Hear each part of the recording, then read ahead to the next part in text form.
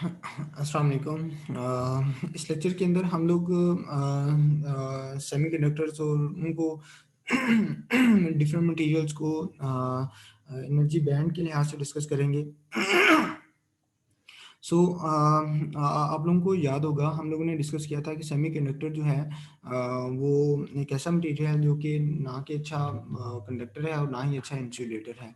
सो जब हम लोग उस किसी भी जो एटम को जो कि एक अच्छा सेमीकंडक्टर है उसको डिस्क्राइब करेंगे। सपोज ये आपके पास प्रोटॉन है, पहला एनर्जी शेल है, सेकंड एनर्जी शेल, ये आपके पास दरमियान में और शेल्स भी हो सकते हैं, बट हम लोग जस्ट उनको एलेबरेट करना चाहते हैं। ये एक ऐसा एटम है जिसकी जो है ना सराउंडिंग में टोटल 3 शेल्स हैं। जो लास्ट है वो वेलेंस शेल है, ये सेकंड शेल है, ये फर्स्ट शेल है। इस शेल के अंदर जो एनर्जी बैंड होगा उसको हम लोग फर्स्ट बैंड का नाम दे रहे हैं, इसको हम लोग सेकंड बैंड का नाम दे रहे हैं। और चूंकि ये वैलेंस इलेक्ट्रॉन्स हैं और वैलेंस इलेक्ट्रॉन्स के कोरोस्पोंडिंग जो शेल है उसको वैलेंस शेल का नाम देते हैं, और इसके कोरोस्पोंडिंग जो आपके पास एनर्जी बैंड है उसको हम लोग वैलेंस बैंड का नाम देते हैं। सो अगर इस इन इलेक्ट्रॉन्स को जम करके इस शेल के अंदर आना है तो देन उनको ये amount of energy gap required होगी। सिमिलरली जब इन इलेक्ट्रॉन्स को जम करके वैलेंस शेल के अंदर आना है तो देन इन इलेक्ट्रॉन्स को ये वाली एनर्जी गैप रिक्वायर्ड होगी जो उनको जम करके यहाँ पे लेके आएगी। एंड सिमिलरली अगर इन इलेक्ट्रॉन्स को जो कि वैलेंस इलेक्ट्रॉन है इनको एनर्जी एब्जॉर्ब करने के बाद अगर कंडक्शन बैंड में आना है तो देन उनको ये वाली एनर्जी गैप की वैल्यू रिक्वायर्ड होगी ताकि वो यहाँ से जम करके कंडक्शन बैंड में आ जाएंगे। वंस जब वो कंडक्शन बैंड के अंदर आ जाते हैं तो देन वो फ्रीली मूव कर सकते हैं विद इन द मटेरियल और वो एटम के साथ बाउंड नहीं रहते। So that from this example I didn't mean कि इलेक्ट्रॉन यहाँ से जंप करके पहले इधर आएगा फिर इधर आएगा फिर इधर जाएगा। नॉर्मली होता ये है कि जो वैलेंस शेल के अंदर इलेक्ट्रॉन्स हैं वही क्या करते हैं, एनर्जी एब्जॉर्ब करने के बाद वैलेंस कंडक्शन बैंड के अंदर जाते हैं। सो हम इसीलिए हम लोग इस सिनेरियो को फर्दर जो है वो डिस्क्राइब करेंगे कि जो वैलेंस शेल के अंदर पड़े हुए इलेक्ट्रॉन्स हैं जब बेसिकली क्या करते हैं किसी हीट सोर्स से एनर्जी एब्जॉर्ब करते हैं तो यहाँ से जम करके वो कंडक्शन बैंड में आते हैं। अब जब वो कंडक्शन बैंड के अंदर आते हैं तो वो फ्रीली मूव कर सकते हैं। सो उससे रिमेनिंग जो एटम होता है उसके अंदर अगर आप लोग गौर करें, जैसे हम लोगों ने आयंस की डेफिनेशन की थी कि इलेक्ट्रॉन जब एक एटम्स की विसिनिटी से बाहर जाएगा तो हाँ पीछे जो है वो आपके पास पॉजिटिव आयन होगा। मतलब पॉजिटिव आयन क्या होगा, उसके अंदर नंबर ऑफ प्रोटॉन्स की तादाद बढ़ जाएगी। या फिर इन अदर सेंस कह सकते हैं कि जब एक इलेक्ट्रॉन वैलेंस शेल से कंडक्शन बैंड के अंदर आता है एनर्जी अब्जॉर्ब करने के बाद तो वो पीछे एक डेफिशिएंसी ऑफ इलेक्ट्रॉन यानी कि होल क्रिएट करके आता है, ठीक है, जिसकी वजह से जो ओवरऑल आपका एटम है वो पॉजिटिव आयन बन जाता है। और जैसे जैसे इलेक्ट्रॉन जंप करके इधर जाना शुरू हो जाएंगे यहाँ पे नंबर ऑफ होल्स की तादाद जो है यानी कि डेफिशिएंसी ऑफ इलेक्ट्रॉन्स की जो तादाद है वो बढ़ना शुरू हो जाएगी। ये कंसेप्ट जो होगा वो फर्दर हमें यूटिलाइज करेगा जब हम लोग डायोड को या पीएन जंक्शन को कम्प्लीटली डिस्क्राइब कर रहे होंगे। मैं दोबारा से फिर एलेबरेट कर देता हूँ कि जब वैलेंस शेल के अंदर पड़े हुए इलेक्ट्रॉन जो है वो एक्सटर्नल सोर्स से ही हीट एनर्जी एब्जॉर्ब करते हैं तो देन वो यहाँ से जंप करके वैलेंस बैंड कंडक्शन बैंड के अंदर आ जाते हैं। तो मैंने आप लोगों को आयन की डेफिनेशन के वक्त बताया था कि जब एक इलेक्ट्रॉन एटम की विसिनिटी को छोड़ता है फ्री इलेक्ट्रॉन बनता है तो पीछे वाला जो रिमेनिंग एटम है वो न्यूट्रल नहीं रहता। सो इस वजह से उसके ऊपर पॉजिटिव चार्ज प्रिवेल कर देता है। इन अदर सेंस हम लोग ये कह सकते हैं कि जब एक वैलेंस बैंड में से एक इलेक्ट्रॉन जंप करके एनर्जी गैप ऑब्जॉर्ब करने के बाद थ्रू फ्रॉम हीट एनर्जी या एक्सटर्नल सोर्स वो जब कंडक्शन बैंड में आता है तो पीछे डेफिशिएंसी ऑफ इलेक्ट्रॉन छोड़ के आता है। उस डेफिशिएंसी ऑफ इलेक्ट्रॉन को हम लोग होल का नाम देते हैं, ठीक है। सो इसका मतलब इन अदर सेंस ये हुआ कि जब एक इलेक्ट्रॉन एनर्जी एब्जॉर्ब करने के बाद कंडक्शन बैंड में जाता है तो हमारे पास दो चीज़ें प्रोड्यूस होती हैं। एक तो होल प्रोड्यूस हो रहा है यहाँ पे और दूसरा है हमारे एक फ्री इलेक्ट्रॉन प्रोड्यूस हो रहा है। तो इसको हम लोग इलेक्ट्रॉन होल पेयर का नाम देते हैं, जिससे आपके पास होल भी प्रोड्यूस हो रहा है और एक इलेक्ट्रॉन भी प्रोड्यूस हो रहा है। यहाँ पे बॉन्डिंग डायग्राम दिखाई हुई है। नेचुरली वो कुछ इस तरह से एग्जिस्ट करते हैं। हीट एनर्जी एब्जॉर्ब करने के बाद जैसे ही वो इलेक्ट्रॉन बाहर जाता है तो यहाँ पे आपके पास डेफिशिएंसी ऑफ इलेक्ट्रॉन क्रिएट होती है और उसको हम लोग क्या नाम देते हैं, होल का नाम देते हैं। और रूम टेम्परेचर के ऊपर आपके पास जो सिलिकॉन है उसके पास कंडक्शन इलेक्ट्रॉन होते हैं। जैसे ही हम लोग उनको कोई एक्सटर्नल सोर्स प्रोवाइड करते हैं तो वो एक डायरेक्शन में मूव करते हैं जिससे करंट प्रोड्यूस होना शुरू कर देते हैं।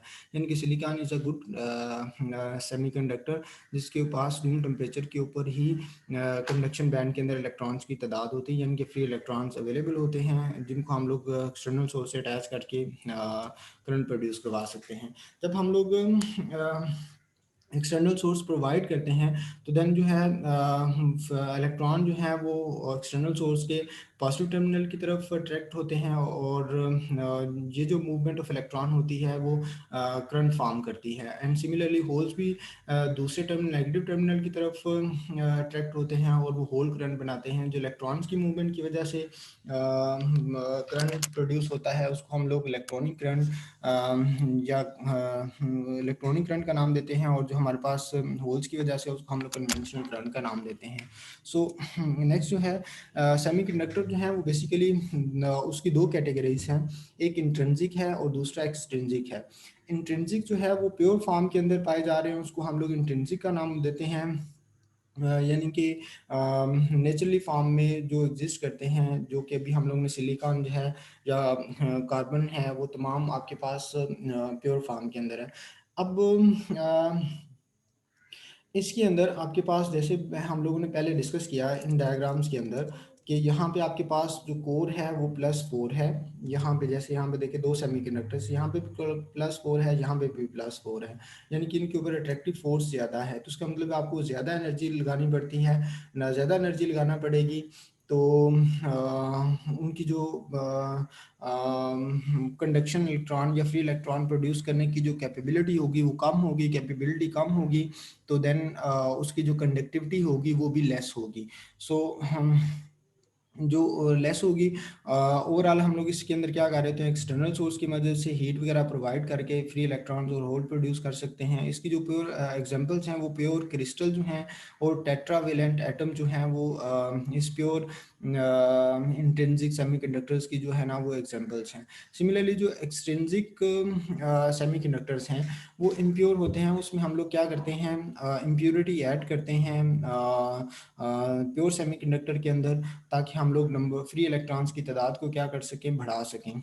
वो प्रोसीजर जो है वो हम लोग थोड़ी देर तक आगे फ्यूचर में डिस्क्राइब करेंगे। बट फ्रॉम दिस आप लोग इंट्रिंसिक जो है वो प्योर सेमीकंडक्टर्स हैं और एक्सट्रिंसिक जो है वो इम्प्योर हैं because we add some sort of impurity in the pure semiconductors to enhance the conductivity। conductivity इस तरह से enhance होती है by adding impurity। हमारे पास जो है ना होल्स या इलेक्ट्रॉन जो हैं वो फ्रीली अवेलेबल होते हैं या उन फ्री इलेक्ट्रॉन्स की तादाद को हम लोग इन्हांस करने के लिए इम्प्योरिटी ऐड करते हैं ताकि उसकी कंडक्शन की कैपेबिलिटी को क्या कर सकें, बढ़ा सकें। अब जैसे ही हम लोग इम्प्योरिटी ऐड करके उसके अंदर फ्री इलेक्ट्रॉन्स की तादाद को बढ़ाते हैं तो इस वजह से उनकी कंडक्टिविटी भी जो है वो बढ़ जाती है। सो इस वजह से इनकी लार्ज कंडक्टिविटी होगी और इनके अंदर इस प्रोसीजर के अंदर इम्प्योरिटी के जरिए इसके अंदर होल्स और इलेक्ट्रॉन्स हैं नेचुरली क्रिएट होते हैं। जो इसमें जो इम्प्योरिटी है उसका जो लेवल है अगर जो है ना 10⁻⁶ एटम प्योर सेमीकंडक्टर के हैं तो उस वक्त एक एटम जो है वो इम्प्योरिटी का होगा। यानी कि जो रेशो है वो हम लोग कुछ इस तरह से ऐड करते हैं, ये राशन नहीं है सॉरी रेशो है। रेशो ऑफ इम्प्योरिटी आपके पास कुछ इस तरह से होगी कि एक इम्प्योर एटम हो इम्प्योरिटी होगी और दूसरा जो 10⁻⁶ प्योर सेमीकंडक्टर एटम होंगे तो देन जो है उसके अंदर रेशो जो होगी वो हम लोग इस तरह से बैलेंस करेंगे। जब हम लोग ये इम्प्योरिटी ऐड करते हैं तो इस इम्प्योरिटी की बुनियाद के ऊपर हम लोग इन एक्सट्रिंसिक सेमीकंडक्टर्स को दो कैटेगरीज में डिवाइड करते हैं, एन टाइप और पी टाइप सेमीकंडक्टर्स। ये क्या है, इनकी फुल डिटेल हम लोग नेक्स्ट डिस्कस करेंगे बट हेयर आपके पास जस्ट इनके नेम है। जो एन टाइप और पी टाइप सेमीकंडक्टर हैं वो इम्प्योरिटी ऐड करने की वजह से बनते हैं। जो सेमीकंडक्टर्स होते हैं वो नॉर्मली जो करंट है वो उस तरह से कंडक्ट नहीं करते जैसे कंडक्टर हैं। अब कंडक्टर जो हैं वो कॉस्टली होते हैं और सो इस वजह से हम लोग उनको यूज़ नहीं कर सकते। सो सम हाउ हम लोग सेमी कंडक्टर जो कि रेत टाइप हैं उनको हम लोग यूज़ करते हैं और बाय एडिंग इम्प्योरिटी हम लोग उनकी जो कंडक्टिविटी है वो नियर टू कंडक्टर कर लेते हैं। सो इसमें जो आपके पास सेमीकंडक्टर्स के अंदर limited value of valence electrons होती है, सो इस वजह से इन देयर इंट्रिंसिक स्टेट। लेकिन एक्सट्रिंसिक के ज़रिए हम लोग इम्प्योरिटी ऐड करके उसमें हम लोग क्या करते हैं, नंबर ऑफ़ इलेक्ट्रॉन्स और होल्स की तादाद को जो है ना इन्हांस कर लेते हैं, जिससे उसकी कंडक्टिविटी जो है वो बढ़ जाती है। ये जो प्रोसीजर है जिसके ज़रिए हम लोग इम्प्योरिटी उसके अंदर ऐड करते हैं, इसको हम लोग डोपिंग का प्रोसीजर कहते हैं। यानी कि addition of impurity in the intrinsic semiconductor material to increase its conductivity is called doping. Doping जो है वो बेसिकली उस एटम की जो कंडक्टिविटी है वो ड्रास्टिकली इन्हांस कर देती है, यानी कि उसके अंदर नंबर ऑफ इलेक्ट्रॉन्स की तादाद इन्हांस करने की वजह से उसकी जो कंडक्टिविटी है वो भी इंक्रीज कर जाती है। ना उनकी डिटेल को डिस्कस करते हैं। एन टाइप जो सेमीकंडक्टर है वो हम लोग अटेन करते हैं हम लोग अगर प्योर सेमीकंडक्टर के अंदर पेंटाविलेंट इम्प्योरिटी को ऐड करें। पेंटाविलेंट इम्प्योरिटी यानी कि वो एटम जिनकी सराउंडिंग में 5 इलेक्ट्रॉन्स हैं, फिर वैलेंस इलेक्ट्रॉन हैं। अब जब उनको सिलिकॉन के साथ मैच किया जाता है तो सिलिकॉन के 4 जो एटम्स हैं वो वैलेंस इलेक्ट्रॉन जो हैं वो जो है ना पेंटाविलेंट इम्प्योरिटी के 5 में से 4 के साथ कोवलेंट बॉन्ड बना लेते हैं। बाकी जो एक एटम एक इलेक्ट्रॉन जो होता है वो फ्रीली अवेलेबल होता है और वो कंडक्शन के लिए यूज़ होता है। Apart from those electron which are in the valence shell of the silicon, जो कि हीट अब्जॉर्ब करने के बाद वैलेंस इलेक्ट्रॉन बनते हैं। यानी कि यहाँ पे हमारे पास पेंटावेलेंट एटम क्या जो फिफ्थ इलेक्ट्रॉन था वैलेंस शेल का वो फ्रीली अवेलेबल है, उसको हमें एनर्जी भी प्रोवाइड नहीं करना पड़ेगी। वो एटम के मटेरियल के अंदर वो क्या करेगा, फ्रीली मूव करना शुरू हो जाएगा। अब ये चूंकि इसके अंदर नंबर ऑफ इलेक्ट्रॉन्स जो हैं अब यहाँ पे अगर आप ओवरऑल इस पूरे मटेरियल के अंदर देखें जिसमें हमने सिलिकॉन के अंदर जो है ना पेंटावेलेंट इम्प्योरिटी ऐड की है, तो एक इसका इलेक्ट्रॉन है और ओवरऑल जो है ना यहाँ से भी सिलिकॉन से भी इलेक्ट्रॉन जो है वो निकल के बाहर आ रहे हैं। तो इसके अंदर जो मेजॉरिटी चार्ज कैरियर्स होंगे वो आपके पास इलेक्ट्रॉन्स होंगे और माइनॉरिटी चार्ज कैरियर्स जो होंगे वो होल्स होंगे। होल्स कैसे प्रोड्यूस होते हैं, जब ये सिलिकॉन का वैलेंस इलेक्ट्रॉन जो है, सिलिकॉन का जो वैलेंस इलेक्ट्रॉन जो है जब वो जम करके कंडक्शन बैंड में जाएगा तो पीछे होल क्रिएट होगा और वो होल जो होंगे वो एन टाइप के अंदर माइनॉरिटी चार्ज कैरियर्स होंगे।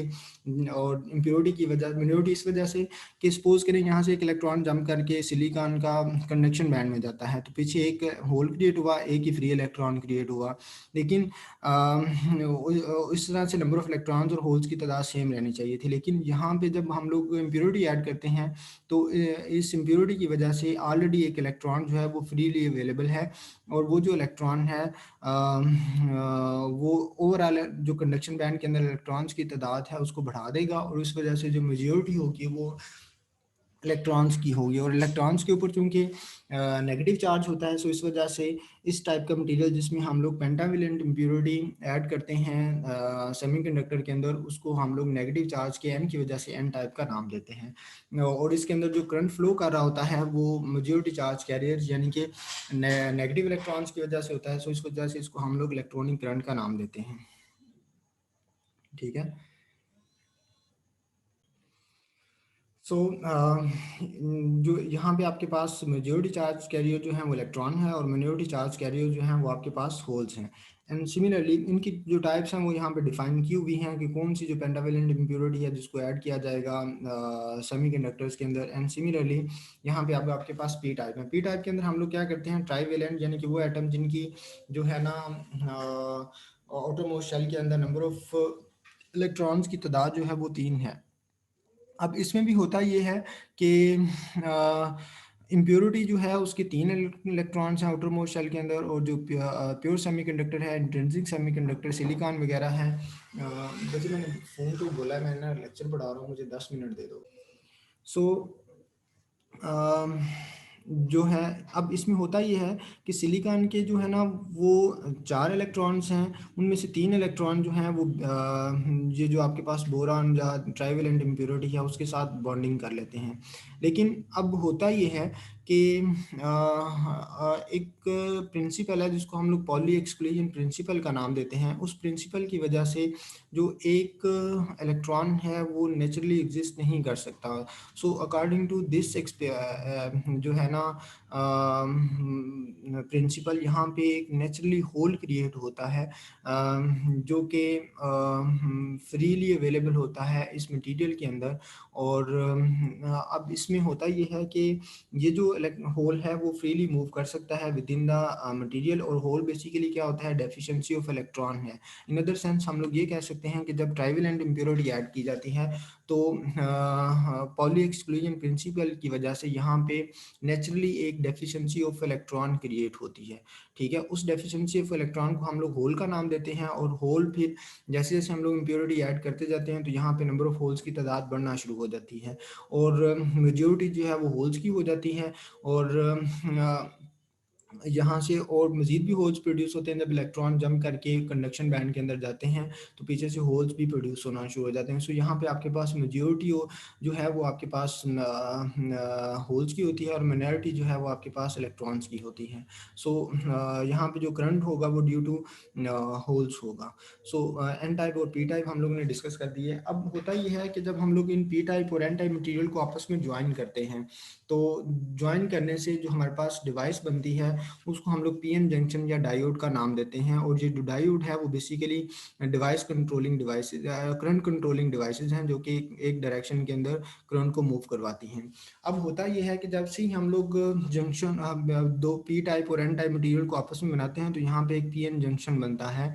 अब होता ये है कि एन टाइप के अंदर आपके पास मेजॉरिटी चार्ज कैरियर जो हैं वो आपके पास इलेक्ट्रॉन हैं और मिनॉरिटी चार्ज कैरियर्स आपके पास होल्स हैं। सिमिलरली पी रीजन के अंदर आपके पास मेजॉरिटी चार्ज कैरियर जो हैं वो होल्स हैं और माइनॉरिटी चार्ज कैरियर्स इलेक्ट्रॉन्स हैं।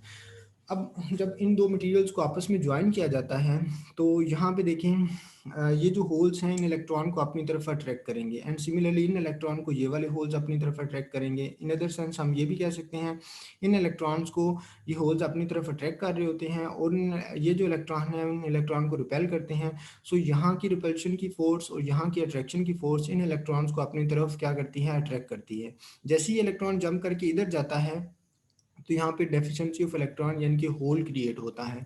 अब जैसे जैसे इलेक्ट्रॉन इधर जंप करके जाना शुरू हो जाएंगे तो यहाँ पे होल्स क्रिएट होना शुरू हो जाएंगे और एक स्टेज आएगी कि जैसे यहाँ पे देखें इलेक्ट्रॉन जंप करके इधर जाना शुरू हो गए हैं तो यहाँ पे आपके पास होल्स हैं। होल्स को हम लोगों ने इस तरह से शो करवा दिया और यहाँ पे इलेक्ट्रॉन जब जंप करके इधर आएंगे तो वो फर्दर यहाँ पे इलेक्ट्रॉन को उसकी बाउंड्री के पास शो करवा दिया। अब एक स्टेज आएगी कि जब हम लोग इन इलेक्ट्रॉन्स को जब जम करके इधर आ गए हैं, अब यहाँ पे इलेक्ट्रॉन जो हैं इनकी अपनी एक इलेक्ट्रिक फील्ड होगी ड्यू टू विच जो कमिंग इलेक्ट्रॉन की इलेक्ट्रिक फील्ड को क्या करेंगे, रिपेल करेंगे और फर्दर जो जंपिंग ऑफ इलेक्ट्रॉन जो है वो पॉसिबल नहीं होगी। और जब further jumping of electron possible नहीं होगी तो देन यहाँ पे जो जो आपके पास जंक्शन बनेगा, पीएन जंक्शन बनेगा और इस रीजन को हम लोग डिप्लीशन रीजन का नाम देंगे। और इस स्टेट के अंदर जब फर्दर आपके पास जंपिंग नहीं हो रही होगी उस वक्त हम लोग कहेंगे कि जो पीएन जंक्शन है वो इक्विलिब्रियम स्टेट के अंदर है कि मजीद जंपिंग पॉसिबल नहीं रही। अब जब इलेक्ट्रॉन इधर जंप करके आ रहे होते हैं सिमिलरली होल्स इधर से जंपिंग, इलेक्ट्रॉन की जंपिंग की वजह से भी हो रहे होते हैं और इन होल्स को ये इलेक्ट्रॉन अपनी तरफ अट्रैक्ट भी करते हैं और कुछ होल्स भी इधर से आते हैं। सिमिलरली इलेक्ट्रॉन और होल्स क्रॉस द जंक्शन क्या करते हैं, जंप करके इस तरह का एक रीजन बना लेते हैं और एक बैरियर बना लेते हैं। इसको हम लोग डिप्लीशन रीजन का भी नाम देते हैं, इसको पोटेंशियल बैरियर का भी नाम देते हैं। पोटेंशियल बैरियर सम सॉर्ट इस वजह से क्योंकि ये इलेक्ट्रॉन अपनी इलेक्ट्रिक फील्ड की वजह से कमिंग इलेक्ट्रॉन की इलेक्ट्रिक फील्ड को रिपेल करेंगे। सो मजीद इलेक्ट्रॉन इधर जम करके नहीं आएंगे, वो जस्ट लाइक एक बैरियर, एक रेजिस्टेंस के तौर पर शो होंगे। सिमिलरली ये वाले जो होल्स हैं ये मज़ीद होल्स को जम करके इधर नहीं आने देंगे, और सो इस वजह से यहाँ पे और यहाँ से इलेक्ट्रॉन भी जम करके इधर नहीं जा रहे होंगे और होल नहीं क्रिएट होंगे। सो इस वजह से एक स्टेट आएगी जब ये इक्विलिब्रियम स्टेट के अंदर होगा, मज़ीद जंपिंग पॉसिबल नहीं होगी। सो उस स्टेट को हम लोग इक्विलिब्रियम स्टेट के अंदर का नाम देंगे। अब ये जो पोटेंशियल बैरियर है वो बेसिकली इन इलेक्ट्रॉन्स या होल्स की इलेक्ट्रिक फील्ड की वजह से है, जो मज़ीद जंपिंग ऑफ होल्स और इलेक्ट्रॉन्स को क्या कर रही है, अवॉइड कर रही है। सो अमाउंट ऑफ जो पोटेंशियल बैरियर की जो अमाउंट है वो इलेक्ट्रॉन्स की यानी कि इसको हम लोग पोटेंशियल बैरियर को डिफाइन, ये अमाउंट ऑफ पोटेंशियल डिफरेंस है जो कि मज़ीद इलेक्ट्रॉन को रिक्वायर्ड होता है ताकि इन इलेक्ट्रॉन की वैल्यूज़ को क्या करे, इनकी इलेक्ट्रिक फील्ड को क्या करें, अवॉइड करके जंप कर सके। यानी कि यहाँ पे पोटेंशियल वो पोटेंशियल बैरियर पोटेंशियल डिफरेंस की वो वैल्यू है जो कि इन इलेक्ट्रॉन्स को रिक्वायर होगी ताकि वो उसको क्या कर सकें, जंप करके इधर जा सकें। सो इसका मतलब ये होगा कि जब हम लोग एक्सटर्नल सोर्स अप्लाई करेंगे तो हमारे पास उसकी वैल्यू इतनी ज़्यादा होनी चाहिए कि वो इन इलेक्ट्रॉन्स को क्या कर सके, इस पोटेंशियल बैरियर की वैल्यू को क्या कर सके, बाईपास करवा के जंप करवा सके। सो ये जो पोटेंशियल बैरियर की वैल्यू है वो जिन फैक्टर्स के ऊपर डिपेंड करती हैं उनमें ये टाइप ऑफ सेमीकंडक्टर है कि मसलन आपने सिलिकॉन के अंदर कौन सी इम्प्योरिटी ऐड की है, और वो डोपिंग की अमाउंट क्या थी, मतलब वो रेशो क्या थी, 1/10⁻⁶ थी, या इसमें आपने मज़ीद भी कोई इन्हांसमेंट की है। जो सराउंडिंग का टेम्परेचर है, जैसे मैंने आप लोगों से पहले कहा कि जो जर्मीनियम है वो cold areas of the world के अंदर फिजिबल है, जबकि जो सिलिकॉन है वो कोल्ड और जो है ना हॉट एरियाज़ के अंदर भी फिजिबल है। टेम्परेचर भी इफेक्ट करता है। और टिपिकल जो पोटेंशियल बैरियर की वैल्यू है वो सिलिकॉन के लिए 0.7 वोल्टेज होती है और जर्मीनियम के लिए 0.3 वोल्ट होती है, 25 डिग्री सेंटीग्रेड। सो आप लोग यहाँ से भी अज्यूम कर सकते हैं कि रूम टेम्परेचर के ऊपर 0.75 वोल्टेज इनफ होता है किसी भी डिवाइस के लिए कि वो इलेक्ट्रॉन ऑटोमेटिकली जंप करके इधर नहीं जाएगा। जबकि 0.3 जो वोल्टेज है वो उसकी वैल्यू कम है जर्मीनियम की। अगर germanium device germanium based semiconductor है तो देन वो रूम टेम्परेचर के ऊपर ही इलेक्ट्रॉन क्या करना शुरू कर देंगे, इस जंक्शन के क्रॉस जंप करके जंप करना शुरू कर देंगे। हो सकता है कि इस वजह से यहाँ पे आपके पास करंट प्रोवाइड किए बगैर आपकी जो डिवाइस है वो शॉर्ट सर्किट हो सकती हैं। So these are the energy diagrams जब पीएन जंक्शन फॉर्मेट करता है। ये इक्विलिब्रियम स्टेट के अंदर है। ये आपके पास पी रीजन है और ये आपके पास एन रीजन का दिखाया हुआ है।